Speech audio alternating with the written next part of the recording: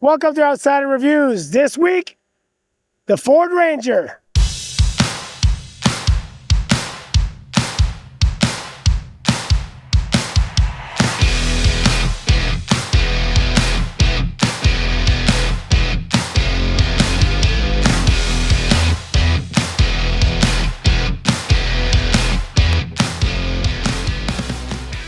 In the last 5 years, the full-size truck segment has exploded in price. Now, the mid-size pickup trucks, they have gone up in size and capabilities. Is the Ford Ranger the answer? Let's find out. Hey everybody, and welcome back to another Outsider Review, the 2024 Ford Ranger Lariat. As always, my name is Pat, and we got Brian and Luke behind the camera this time. We're just a team of veterans doing car reviews. Let's get right into it. So 2024 was a big year for the Ranger. They had to do something. They had to compete with the Chevy Colorado, who came up with a huge refresh. And they did. The grille got bigger. It's got it looks much like a wider stance. It's just very much intimidating. It's got 9 inches of ground clearance, unless you buy the Raptor. We'll talk about the Raptor later. That's 11 inches, but size doesn't really matter, does it, boys? Anyways, got tow hooks right here. And as you come over here, we got a pair of Goodyear Wrangler Territory all-terrain tires. Why do we have the all-terrain tires? Not because it's a Lariat, like over here, but because it's got the FX4 decal. We all know you can't go off-roading without a decal on your truck. But more importantly, as might look really nice and fancy, this is what I'm talking about. I don't understand why we haven't had mid-sized trucks with steps before. It just seems crazy. Maybe it's because I'm a short guy. That might be it. However, they've been around on, half-ton trucks and for a while, and the bumpers stayed cut out. But now we finally have that easy access to the side and show you what we can reach from the side. Obviously, we have your tow hooks, your tow hitch attachments, and everything that has to do with towing. Dampen opening. You got 120 volts of power. Here, let's switch places, Brian. And you got your 12 volts. So enough to power your coffee machine, give yourself a latte. We also have 6 tie downs, and in this variant we have the spray and bed liner with the Ford logo in the back. Easy close, assisted close, so it's not electronic. However, it's pretty easy to close with just one hand. As far as towing, this has one of the best towing in the mid-size category. It's got 7,500 pounds of towing capability and 1,711 pounds of payload. That's what I'm talking about. Now, Brian, let's go over to the hood and talk a little bit about what you get as far as the engine choices.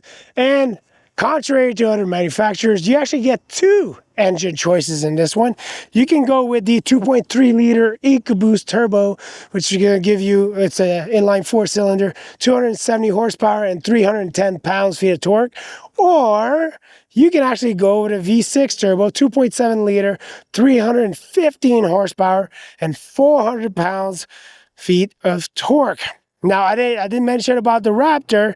Well, that Raptor actually comes with a 6-cylinder engine that's going to put out 405 horsepower and 430 pounds-feet of torque. However, that comes at a price. Now, let's go check out a little bit of the interior.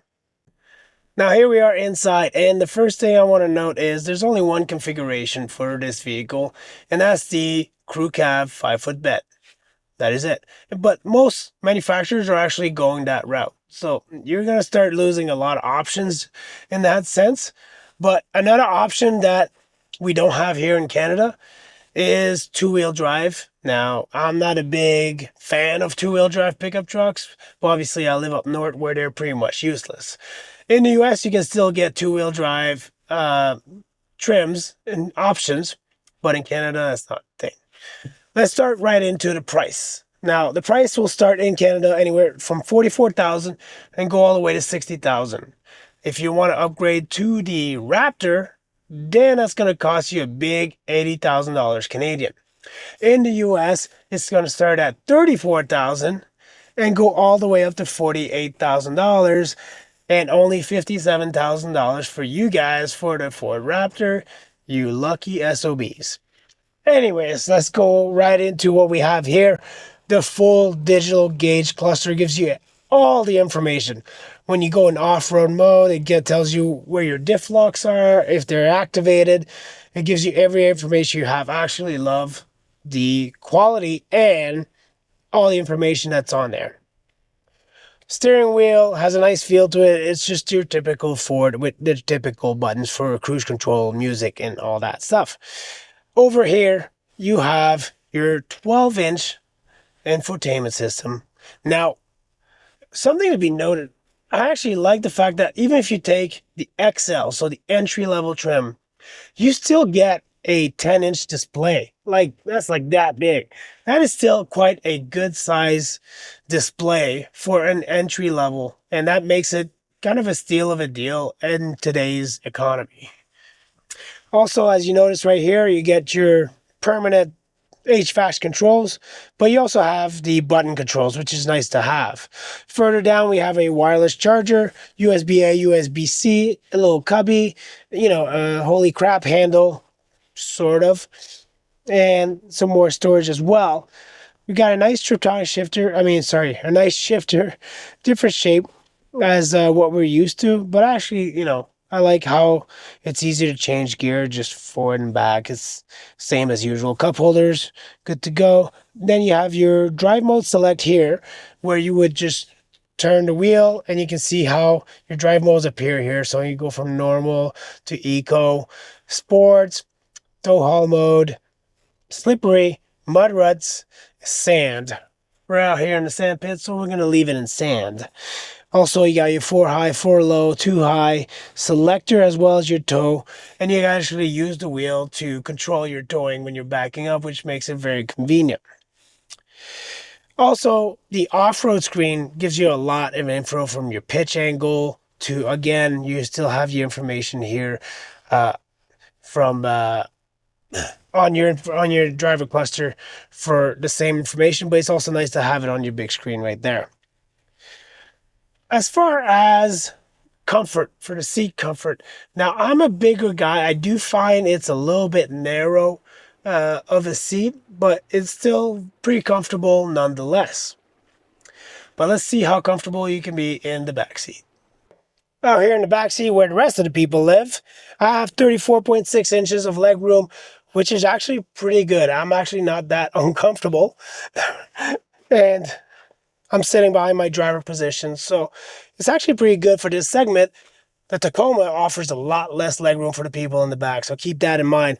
You also have a 120 volt plug-in, just regular plug-in here, USB-A and USB-C.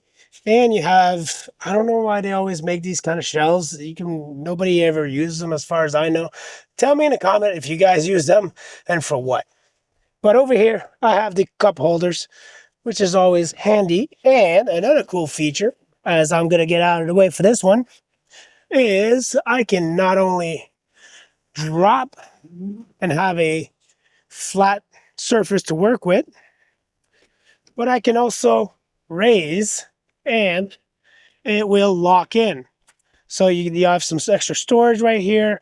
You can actually put a couple tools in here and you actually have to pull it to unlock it. So I think that's very functional. Usually some pickup trucks just do one or the other. I like that this does both. Now let's go have some fun. So right away, once you start driving this truck, you're going to start feeling like this is not a mid-sized truck as far as performance goes and even height. My height, right? I feel like I'm the same height as the full-size trucks that I'm driving around. The only way you can tell the difference is obviously by cabin size.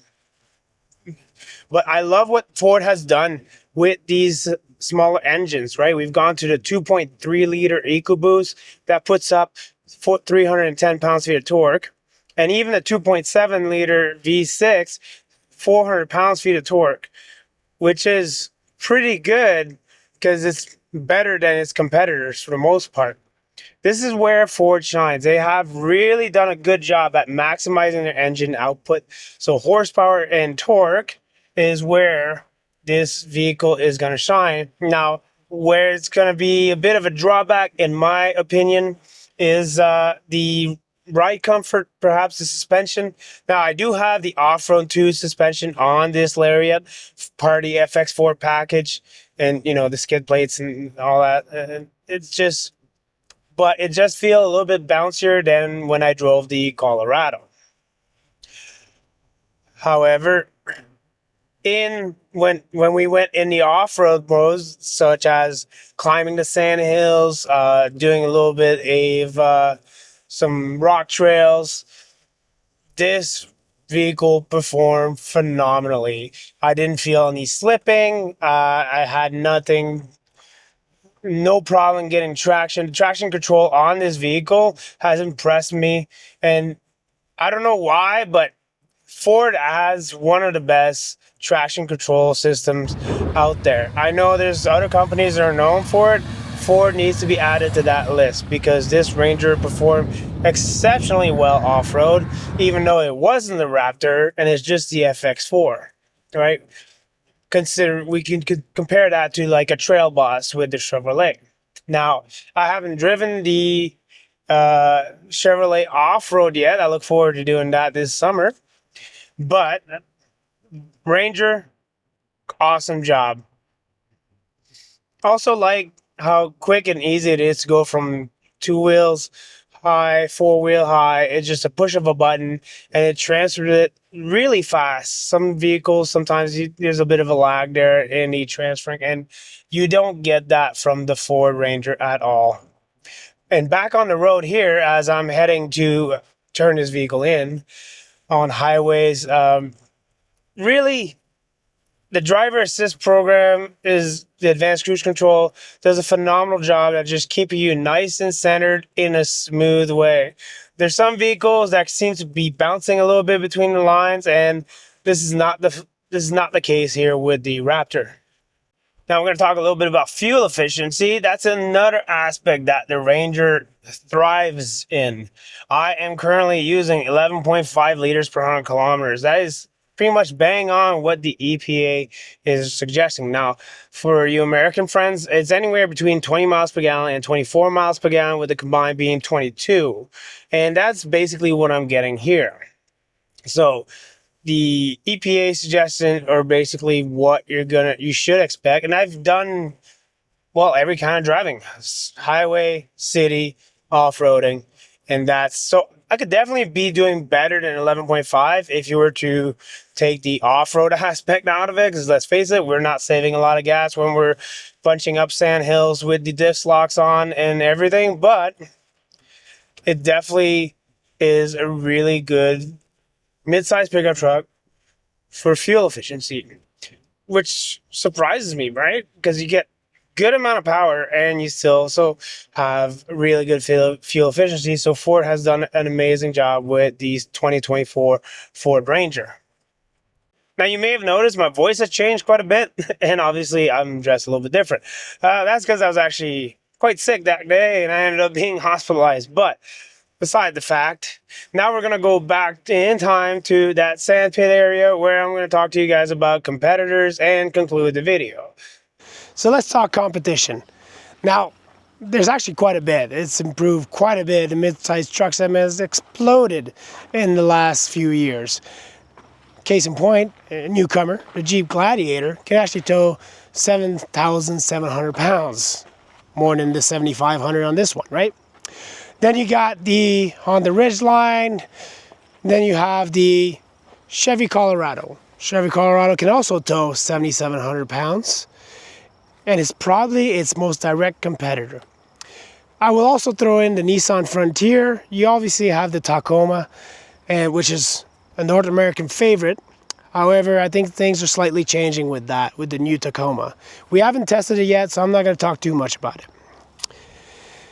Where I see the competition at is you have your economical buy, the Nissan Frontier.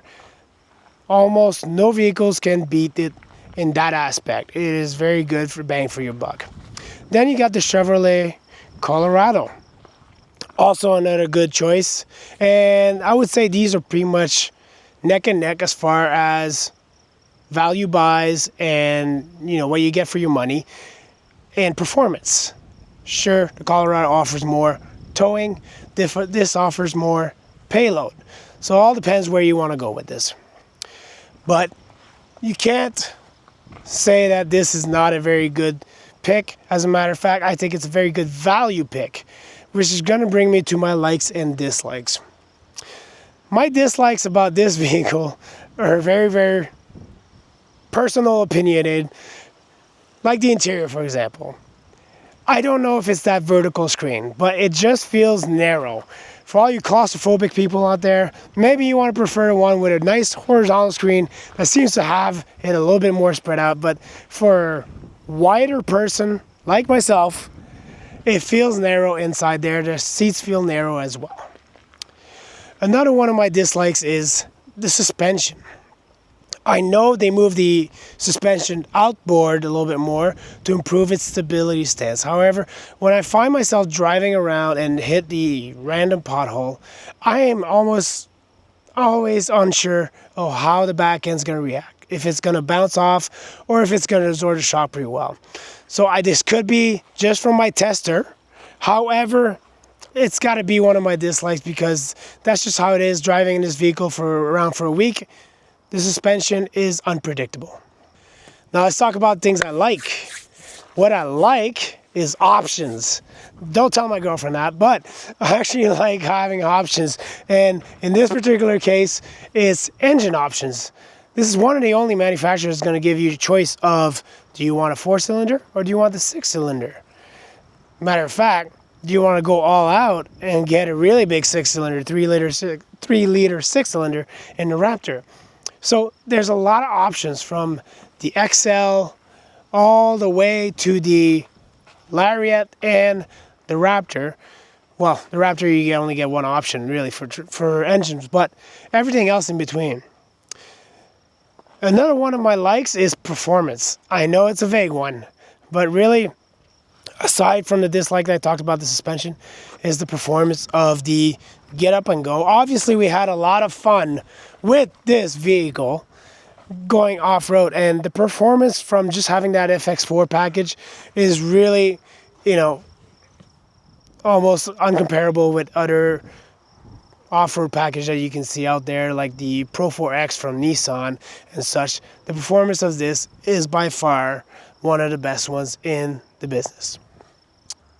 Now, to revert back to my opening statement, is the Ranger the answer to the overinflated price crisis that we got in the half-ton truck segment or in the overall truck segment? Well, that actually very well depends on what you guys think, because the XLT, for example, which I think is probably the best buy in the Ranger, with the FX4 package, gives you all the capabilities you could ask for off-roading, as well as a lot of features that you can get in the higher trims, minus obviously the premium aspect of the Lariat. So that being said, I want to know what you guys think. I want to hear from you. Do you guys think the Ranger is the answer? Personally, I think it's part of the answer. We have a lot of competition out there, and this segment is obviously expanding. Everybody wants to get a piece of it in the midsize pickup truck, just because full-size pickup trucks are no longer attainable for a lot of us. But that being said, my final thoughts on this truck is, you can see the evidence on it. I had a lot of fun. We all had a lot of fun driving this truck around. And you don't have that much fun without really liking the vehicle you're driving. So yes, I absolutely enjoyed and like the Ford Ranger. I think it's a very nice mid-sized pickup truck, and definitely one that you guys should consider. Now, I'm going to close it up with this. Brian, Luke, and I are going to sign off. Don't forget to provide us with your comments, like and subscribe. Till next video, we'll see you later.